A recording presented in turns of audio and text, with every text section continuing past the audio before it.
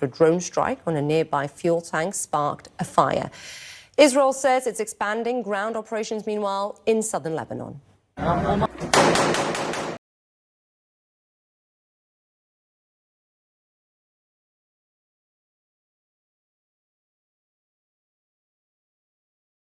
I am watching the live thermal feeds from the Galilee Panhandle right now, and what I'm seeing is something the mainstream maps won't show you for another 48 hours. The border between Israel and Lebanon has effectively ceased to exist. At 3:22 local time, mechanized units of the IDF's 98th Division crossed the blue line in a coordinated push that bypasses traditional defensive nodes. That video in southern Lebanon coming from the IDF. This expanded operation comes amidst a new round of airstrikes that we have seen in Beirut. Israel's defense minister says the thousands who have... The river is crossed by these mechanized divisions tonight. The global oil market resets by Monday morning. The logistical tail following these tanks isn't built for a raid. It is built for an occupation. I will reveal the Option 7 protocol currently being discussed in the Kiryat Shmona bunkers. The one document that proves this buffer zone isn't temporary. It's a permanent annexation of security that redefines the Levant.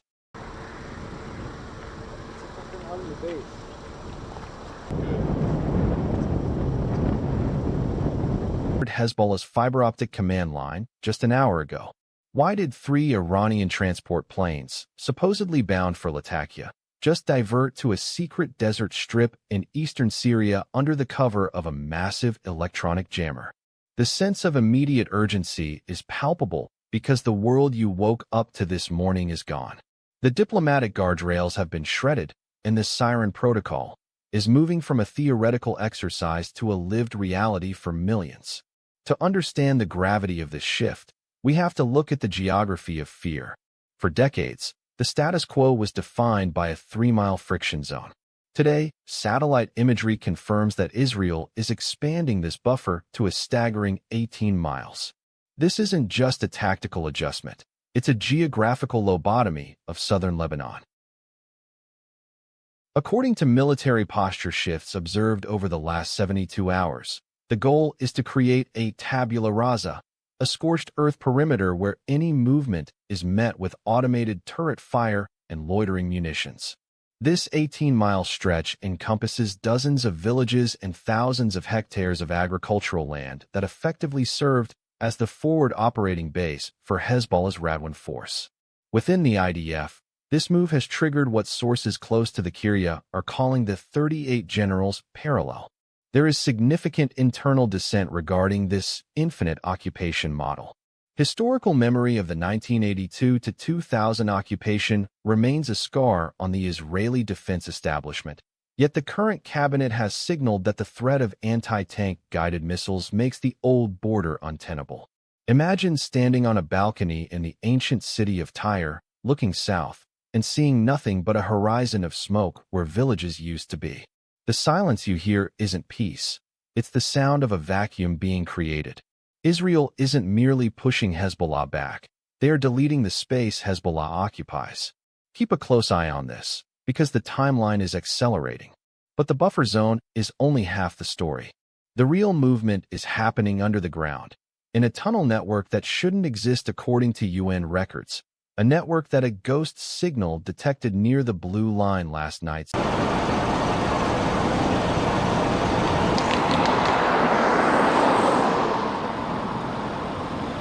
בוא לקראת הכדאות.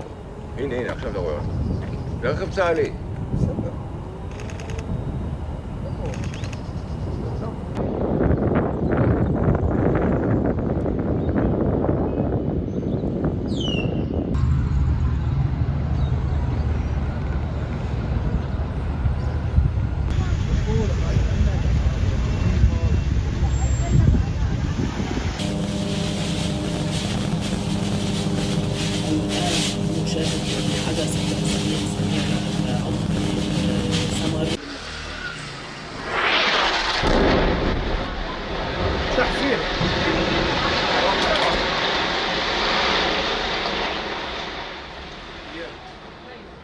Carrier-based logistics to Cyprus and Crete. The disconnect between public rhetoric and military movement is at an all-time high. Furthermore, financial flows suggest a massive mobilization is underway. Our data indicates that $4.2 billion in Iranian emergency war credits shifted to Hezbollah's decentralized accounts within the last 72 hours. There is a concept in military strategy most people never encounter. It's called escalation dominance. Iran just threw their last chip onto the table to ensure they aren't forced out of the Mediterranean theater. Wait, it gets worse. One of those planes didn't just carry weapons. It carried a high-ranking individual from the IRGC's Quds Force whose presence in Lebanon changes the target list for every U.S. carrier in the region. Before we name that individual and what his arrival signifies, we need to look at the supply chain tripwire this strike just triggered. This conflict isn't just about rockets and tunnels. It's about the lifeblood of the global economy. The expansion of the buffer zone puts the Haifa port and the Leviathan gas rigs directly in the crosshairs of a cornered adversary. If Hezbollah decides to launch the Yakhant supersonic anti-ship missiles, weapons they are confirmed to possess, insurance rates for global shipping in the eastern Mediterranean will triple overnight. This strike just hit the supply chain tripwire, and we need to have a personal huddle about what this means for your wallet. Your gas prices, your grocery bills, and the stability of your retirement accounts are tethered to this 20-mile stretch of Lebanese coastline. The official readout from the White House today curiously ignored the fact that 14% of the world's fertilizer exports. That video in southern Lebanon coming from the IDF. This expanded operation comes amidst a new round of airstrikes that we have seen in Beirut. Israel's defense minister says the thousands who have that was accidentally uploaded to a regional server and deleted within 14 minutes. It predicts a 3.1% drop in the value of the US dollar against a basket of commodities if this buffer zone reaches the Litani River and triggers a regional energy embargo. Why would Israel risk a global economic collapse? Why would they invite this level of international pressure? The answer lies in the option 9.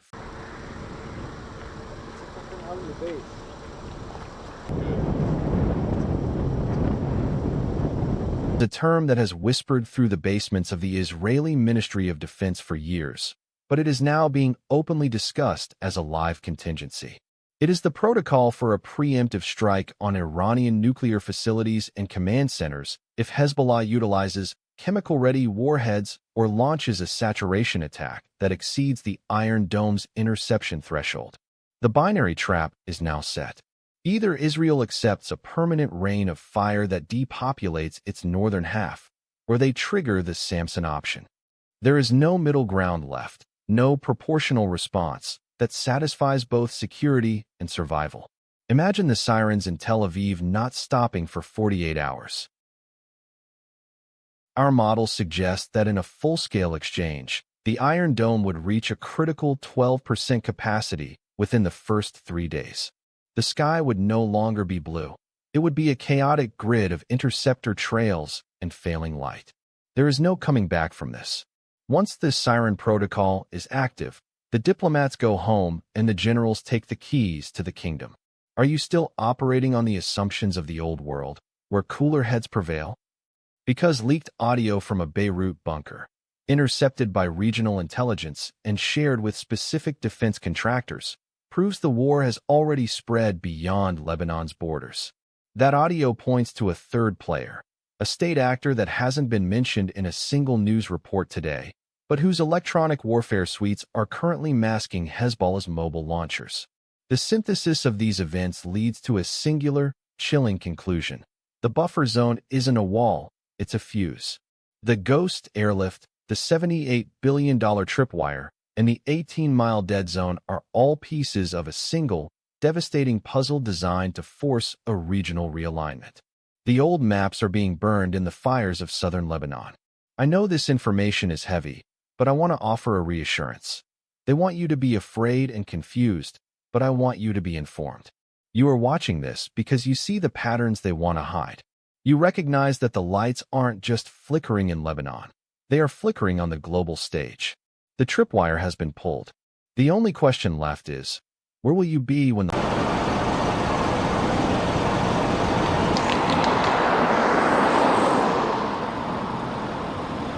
בוא לכאן, אתה תראה אותו. הנה, הנה, עכשיו אתה רואה אותו. זה רכב צה"לי.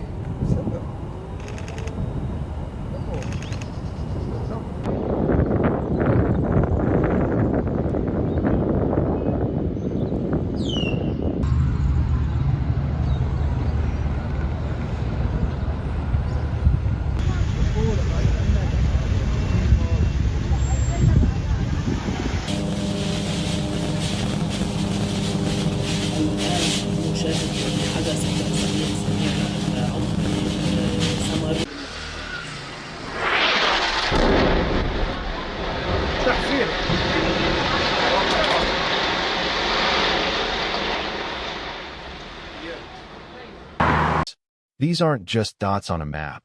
They are the pressure valves of the Middle East, and they are screaming. Take a hard look at Haifa. For decades, it's been the industrial lung of Israel, breathing life into the economy through its chemical plants and massive port facilities. But under the current ghost signal parameters, Haifa has been reclassified by regional analysts as a saturated target.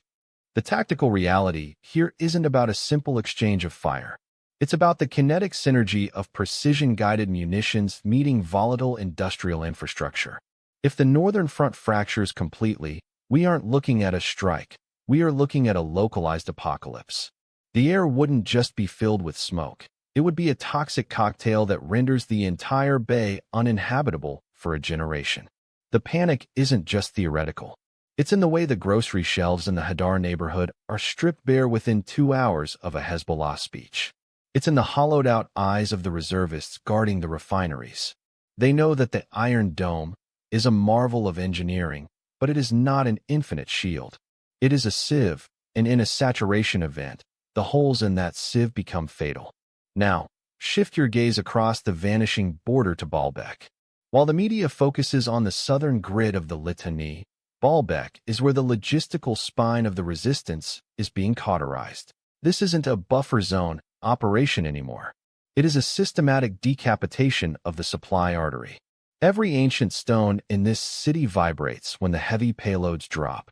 The residents describe it not as an explosion, but as an earthquake that tastes like cordite. The Option 9 protocol suggests that this region will be the first to be completely severed from the Lebanese state apparatus. Imagine the sensory overload, the smell of pulverized concrete, the rhythmic thud of overhead surveillance drones that sound like 1,000 angry wasps, and the total absence of a dial tone. This is the infrastructure of silence. When the communications nodes go dark, the fog of war doesn't just descend, it suffocates. We have to talk about Beirut. Not the Beirut of the tactical reality here is asymmetric paralysis. Iran doesn't need to win a naval battle. They just need to make the insurance premiums for shipping so astronomical that the global economy grinds to a halt. We're talking about economic thermobarics. If a single mine is detected in the strait, the ripples will be felt at your local gas pump in less than 48 hours. The high-voltage watch list isn't just about where the bombs land. It's about where the financial shockwaves terminate. Let's look at the human component of the Kiryat Shmona evacuation. This is a city that has become a tomb of memories. Thousands of people have been displaced for months, living out of suitcases in cramped hotel rooms in Eilat or Tel Aviv. The social fabric is fraying. When a population is uprooted, they lose more than their homes. They lose their geographic identity. The longer these cities remain empty, the more they become no-go zones by default, even if a ceasefire is signed. The Option 9 scenario predicts that many of these northern settlements may never be fully repopulated. This is the demographic engineering of conflict. By making life untenable through constant, low-grade harassment, you create a vacuum. And in the Middle East, a vacuum is never empty for long. It is always filled by something more radical, more desperate, and more dangerous. In the south, in villages like Bint Jbeil, the reality is a subterranean nightmare. We aren't talking about tunnels. We are talking about an entire inverted city. Miles of reinforced concrete bunkers, oxygen filtration systems, and missile silos buried deep beneath the limestone. The challenge for any invading force isn't the surface, it's the vertical combat required to clear these nests. It is a grinding, claustrophobic form of warfare that defies modern satellite surveillance. This is where the ghost signal originates, from the places the eyes in the sky cannot see. Each launch is a calculated message. It says, "We are still here. We are beneath your feet. We are the ghost in your machine." This is why the contained buffer zone is a fantasy sold by politicians. You cannot contain a threat that exists in 3 dimensions, especially when one of those dimensions is hidden underground. So, we return to the silence. Why is your local news focusing on domestic trivialities while the tectonic plates of the Levant are grinding against each other? It's because the truth is too heavy for a 30-second soundbite. The truth is that we are witnessing the total dissolution of the post-World War II regional order. The borders drawn in the sand a century ago are being washed away by a tide of fire and steel. The shadow narrative isn't a conspiracy theory. It is the logical conclusion of decades of managed instability. But you cannot manage a forest fire once it reaches the canopy. You can only track its path and hope you aren't downwind. Watch the high-voltage cities. Watch the price of Brent crude. Watch the ghost signal. Because when the transition from option 9 to the final phase occurs, there won't be an announcement. There will only be the sound of the world changing forever.